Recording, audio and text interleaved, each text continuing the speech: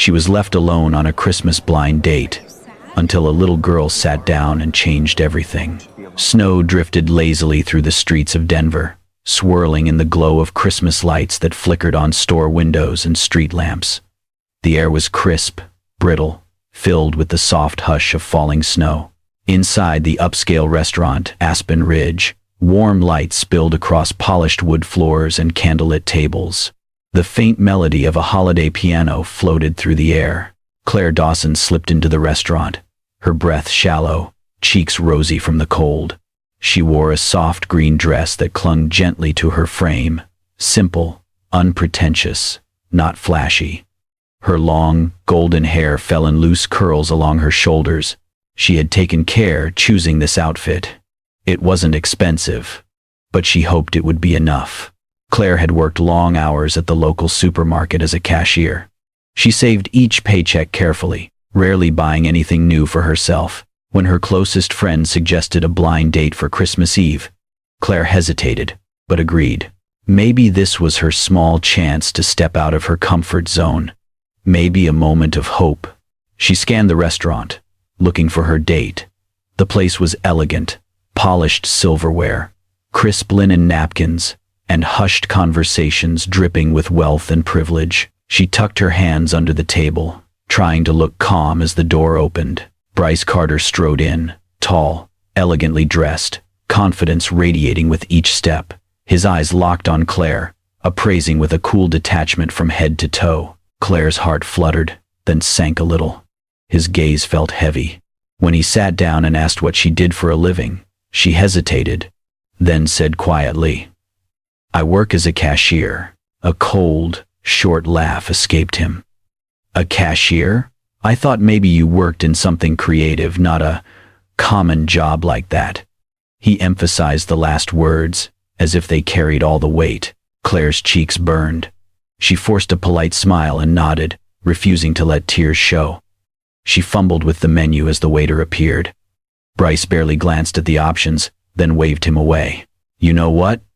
he said suddenly, voice flat.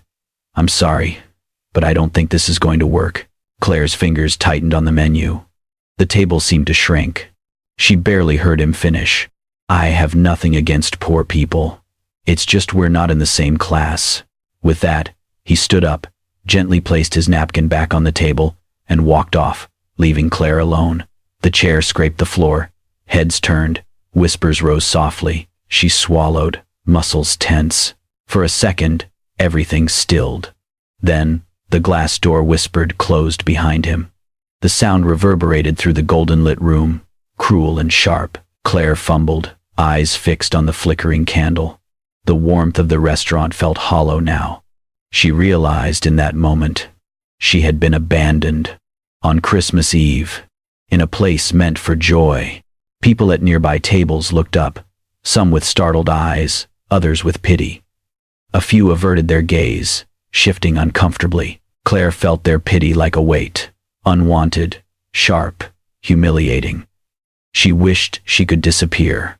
Tears threatened the corner of her eyes, but she swallowed. She didn't want to make a scene.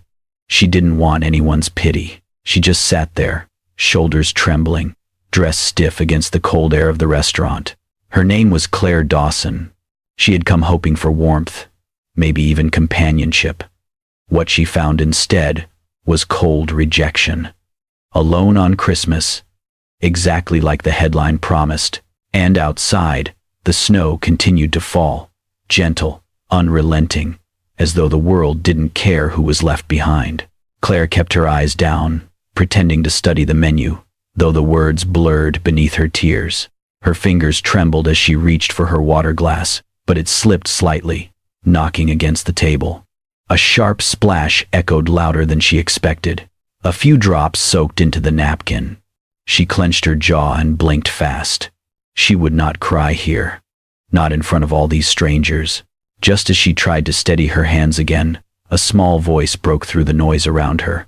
"Miss, are you sad?" Claire looked up, startled. Standing beside her table was a little girl, no older than 5.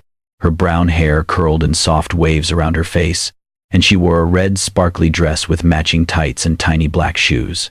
Her eyes, wide, sincere, impossibly kind, stared straight at Claire, unafraid. For a moment, Claire could not speak. The little girl took another step forward, her voice quieter this time. "You're sitting all alone, but it's Christmas." Before Claire could respond, a man appeared behind the child, gently placing a hand on her shoulder. "Eva, sweetheart," he began, but the girl cut him off with determined innocence. "Daddy, she looks like she needs someone." Claire met his gaze. He was tall, with striking but soft features, dark hair neatly styled, dressed in a coat that said wealth without arrogance. His eyes were warm but cautious, the kind of man who weighed each moment before acting. She didn't know it, but she was looking at Nathan Cole, one of the youngest tech CEOs in the country, founder of Coltech. But in that moment, he was simply a father trying to gently coax his child away. "I'm so sorry," he said, a little embarrassed. "She has a kind heart and no filter." Claire smiled for the first time that night, despite herself. "It's okay, really." But Eva was already climbing onto the seat beside her. "You should not be alone. Christmas is for being with people." Nathan reached for her again. "Eva, come on. We should give her some space." Claire let out a small laugh, wiping at her eyes with the back of her hand. "It's all right. She's actually the best part of my night." Nathan hesitated. Claire looked at him, her smile trembling but real. Would it be weird if I said I'd like some company?" He smiled softly. "Not weird at all." He sat on the other side of Eva, who clapped her hands in victory. "Now it's a real Christmas table," she declared proudly. Claire looked between the two of them, warmth slowly replacing the ache in her chest. "I'm Claire, by the way. I'm Nathan. And this whirlwind is Eva. Nice to meet you both." Claire's voice was quiet, but there was something steady in it now. Nathan caught the hint of it, the weight of loneliness she carried, and the grace with which she masked it. The waitress returned, puzzled, seeing three where there had once been one. But she said nothing, just handed out new menus with a smile. Eva immediately started talking about everything. School, how she tried to make gingerbread but burnt the arms off, and how her dad said she was the best gift he ever got. Her voice filled the silence Claire had been drowning in. Claire rested her hands on the table, glancing at Eva, then at Nathan. "I was really dreading tonight," she said softly. Nathan met her eyes. "And now?" Claire breathed in, felt the tension ease just slightly. "Now I'm really, really glad I came." And just like that, on a night that began with rejection and solitude, three strangers shared a table that felt more like a beginning than an accident. The transformation was subtle at first. The lonely silence that had clouded Claire's table was replaced by the cheerful, animated chatter of a 5-year-old. Eva swung her feet beneath the chair and spoke as if she had known Claire for years. "At school, we made paper snowflakes, but mine ripped," Eva said with a dramatic sigh.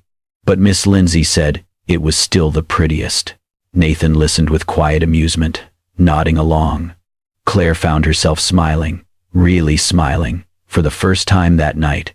"And guess what?" Eva grinned. "Daddy burned the Christmas cookies. They smelled like toast." Claire laughed, covering her mouth. "Is that true?" Nathan gave a sheepish shrug. "In my defense, she distracted me by singing a carol about reindeer with 20 verses."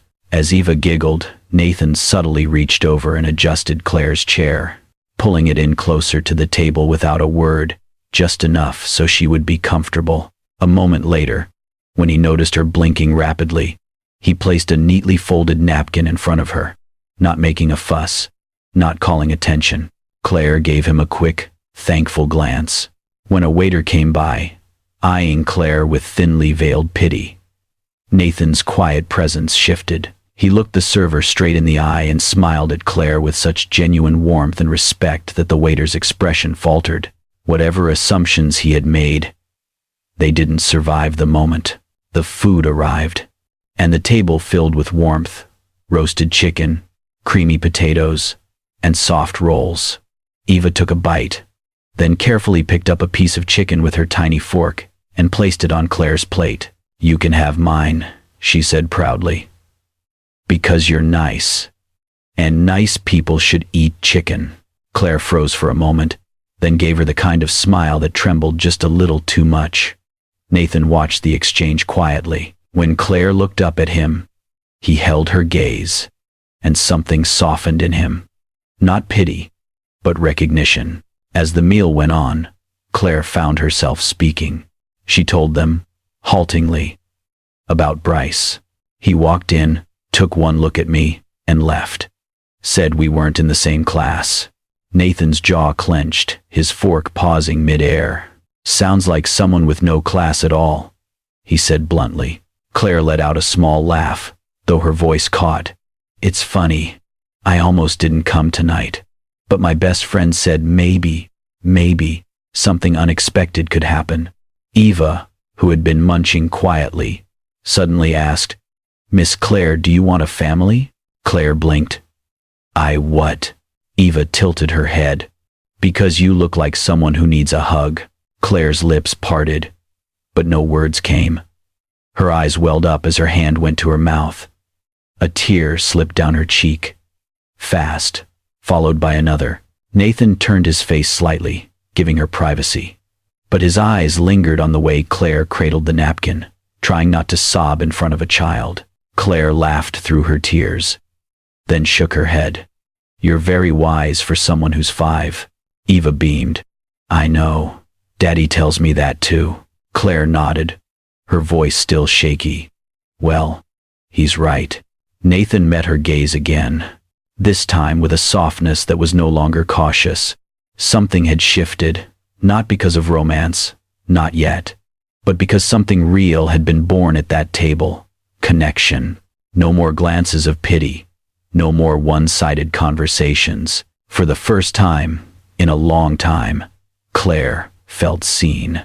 And, across the table, a little girl grinned, as if this was the dinner she had been hoping for all along. 1 week had passed since the Christmas Eve dinner that still lingered in Claire's memory like a warm light.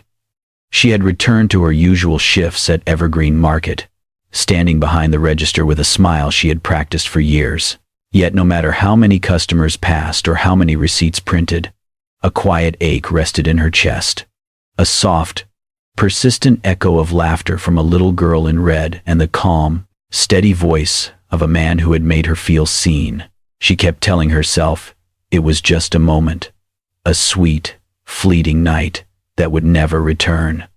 Men like him did not return, and girls like her, with sensible shoes and worn-out gloves, did not get second chances. That afternoon, snow began to fall again. The store was unusually quiet, the glass doors fogged with condensation. Claire was stacking plush toys in aisle 5, her hands moving mechanically, her eyes slightly unfocused from fatigue after covering extra shifts. Then, a soft sound stopped her.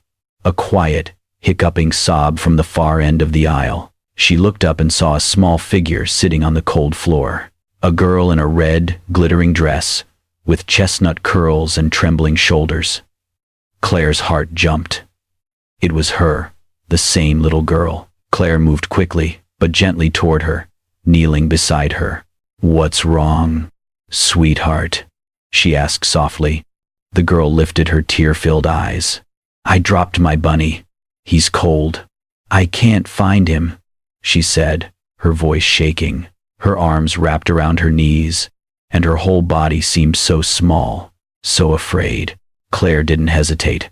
She reached into her pocket and pulled out a tissue, dabbing at the girl's cheeks with gentle hands. "Let me help you," she whispered. "I'm very good at finding lost treasures." The girl stared at her, eyes round with wonder. Then she gasped. You're the green fairy." Claire blinked, then smiled. Of course, she was still in her green supermarket uniform. The girl's imagination filled in the rest. Claire laughed, for the first time in days. Determined, she began her search. She crawled on the floor, looking under shelves, moving toy boxes, and reaching into corners. Her knees pressed into the cold tile, but she didn't stop. After a moment, she spotted a fuzzy ear poking out from beneath a crate. She pulled it free and dusted it off gently, brushing a bit of melted snow from the fabric. Turning back, she knelt before the girl and presented the bunny with a dramatic flair. "Your noble friend has been rescued, Princess." The girl gasped in delight and threw her arms around the stuffed animal. "You found him. You really are magic."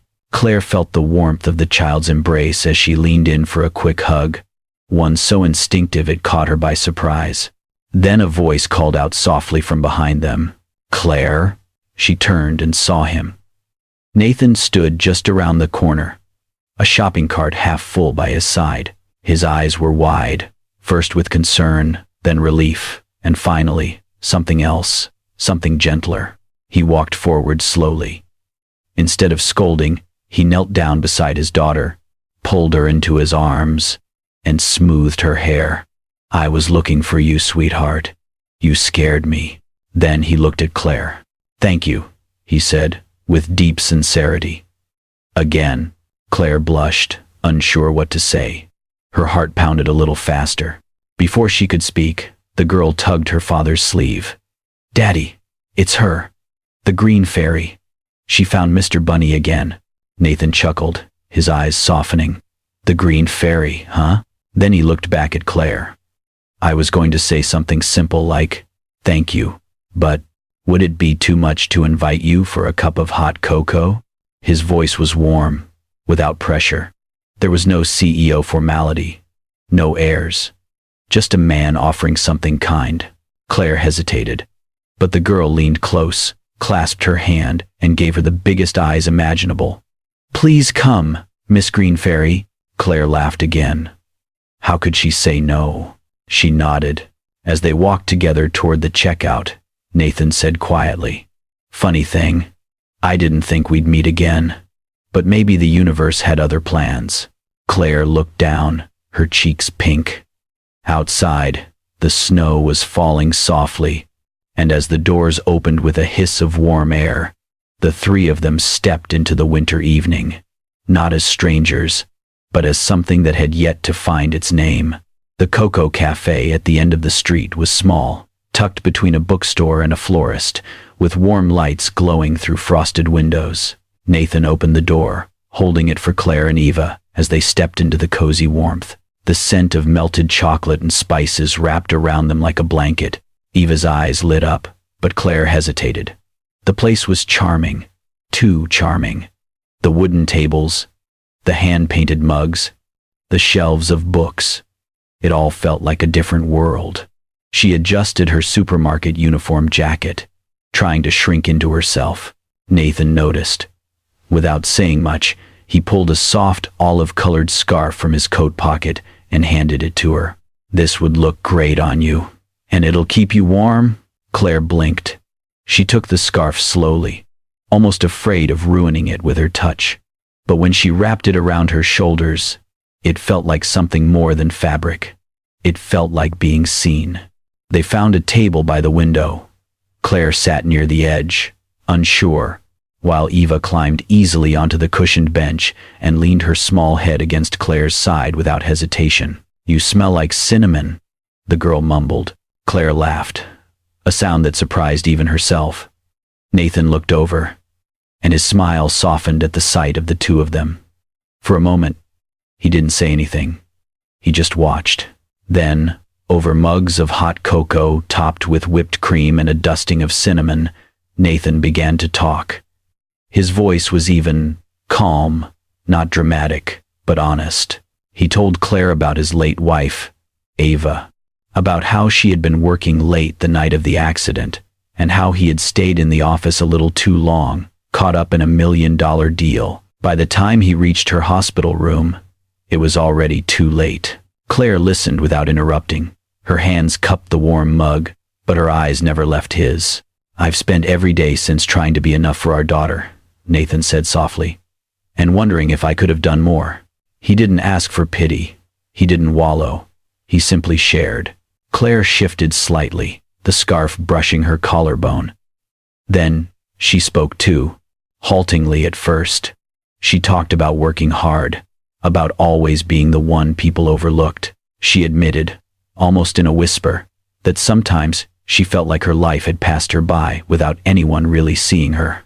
Nathan shook his head. Just because someone makes less money doesn't mean they matter less. You only need one person to see you right. Claire's lips parted, but no words came. Just a look, something between gratitude and disbelief. At that moment, Claire got a bit of whipped cream on her nose. Eva giggled, reached up with a napkin, and wiped it off. Oops. Coco knows, she declared proudly. Claire blushed, but laughed again. And Nathan didn't just smile. He stared, as if for the first time he imagined Claire not just in this moment, but in their world.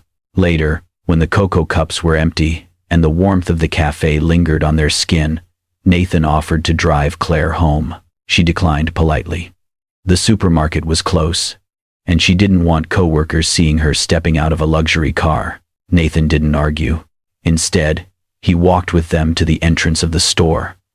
Claire said goodnight, then turned to go. But just before she disappeared inside, she glanced back. Nathan was still there. He stood quietly in the snow, waiting, not because he had to, but because he wanted to make sure she got in safely. That was the moment Claire realized.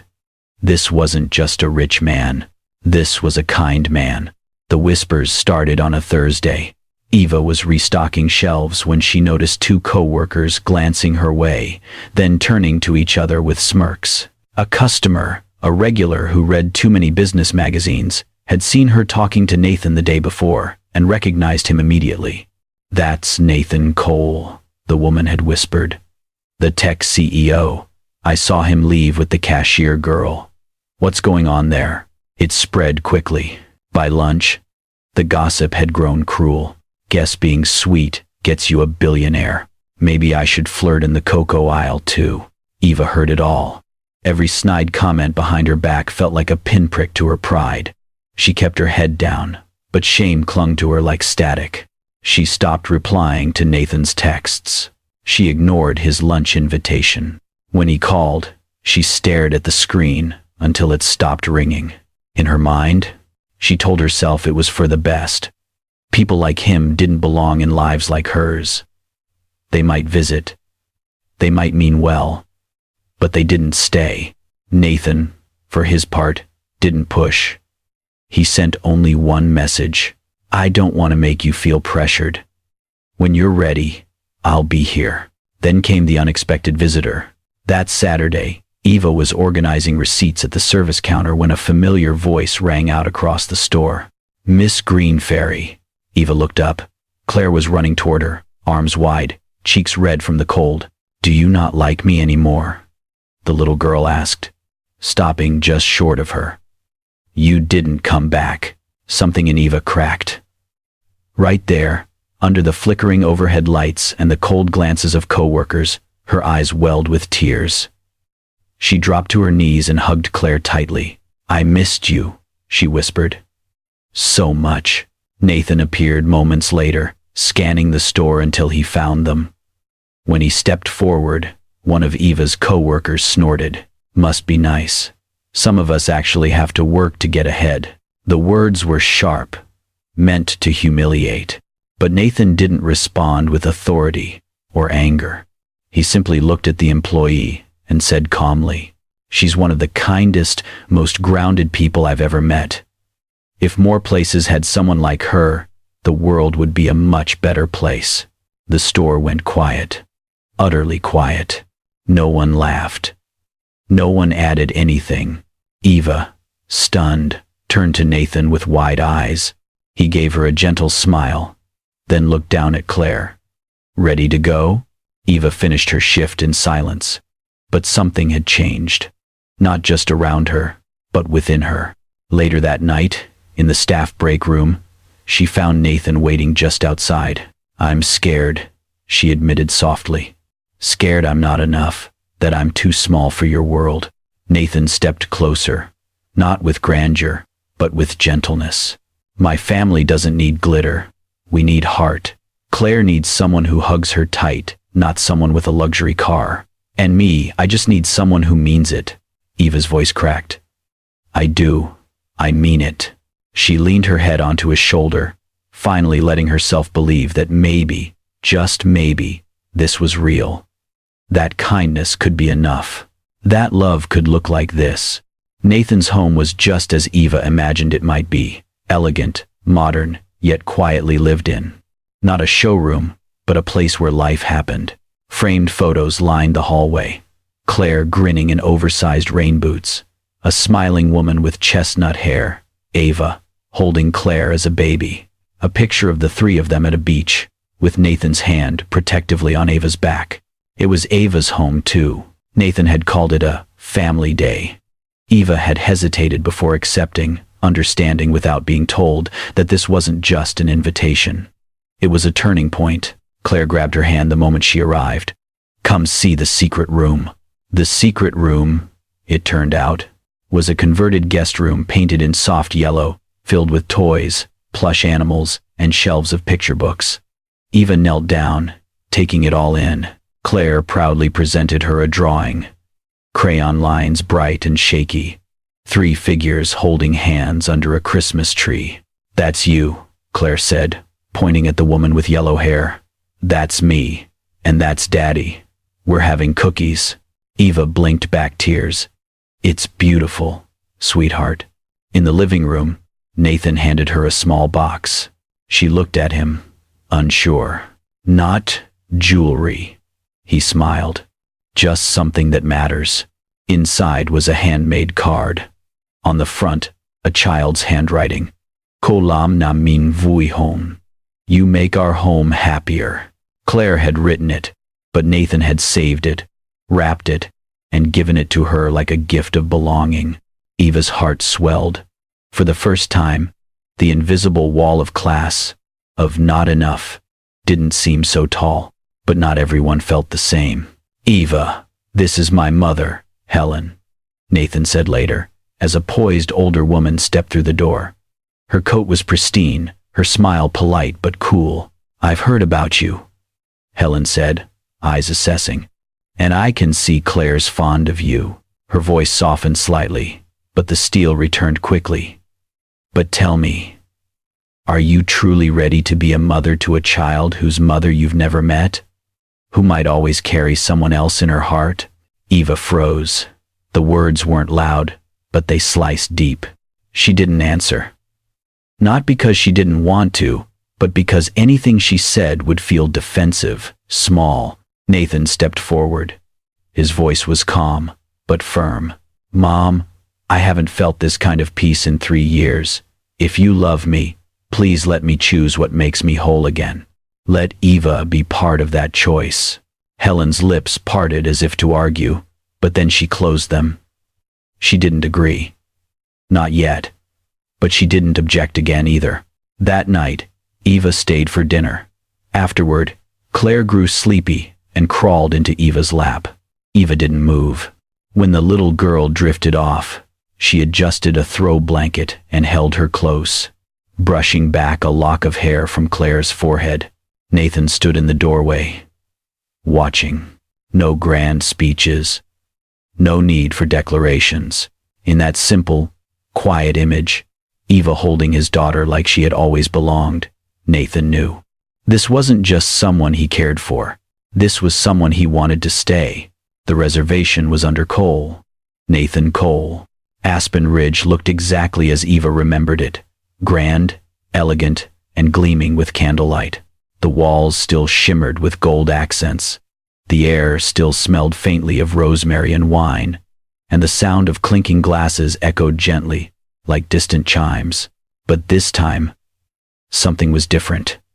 Her hands were not empty. Claire held one, Nathan the other. As they stepped through the door, Eva's heart pounded, not from nerves alone, but from memory. This was where she had once sat, abandoned and invisible. Now, she was guided in with warmth on either side of her, a small hand swinging at her side and another holding hers just tight enough to say, "You belong." The hostess smiled and led them to a table in the corner. It was quiet, tucked away, private. On the table, There was no glittering centerpiece, no crystal vases or roses like the ones on the other tables. Just a small, simple bouquet of wildflowers. Eva's breath caught in her throat. Nathan glanced at her and smiled gently. I remembered what you said, about liking things that don't try too hard. She smiled back, touched in a way she could not fully explain. Her fingers trembled slightly as she reached for the menu. Stepping into this place felt like stepping into an old scar. But this time, it wasn't breaking her open. This time, she wasn't alone. Dinner unfolded softly, like a quiet song. Conversation flowed, not loud, not forced, just comfortable. Claire giggled as she filled in her kids' menu maze, swinging her legs under the table. Nathan, without being asked, poured water into Eva's glass and passed her the bread basket with a wink. Every move was quiet, attentive, never grandiose. Then, just as the dessert tray was wheeled over, Claire slipped off her chair and darted toward the back of the restaurant. Eva blinked, surprised, but Nathan only smiled knowingly. Moments later, Claire returned, her arms holding a small pink box tied with a red ribbon. "Miss, open it," she chirped excitedly, placing the box in Eva's lap. With trembling fingers, Eva untied the ribbon and lifted the lid. Inside were 3 sugar cookies. One shaped like a man in a suit. One, a little girl with curly hair. And one, a blonde woman in a green dress. Family. In frosting. Her eyes filled before she could speak. Nathan rose from his seat, not to kneel, not to propose, but to steady himself, to speak as a man, not a fairy tale. "I'm not proposing," he said gently.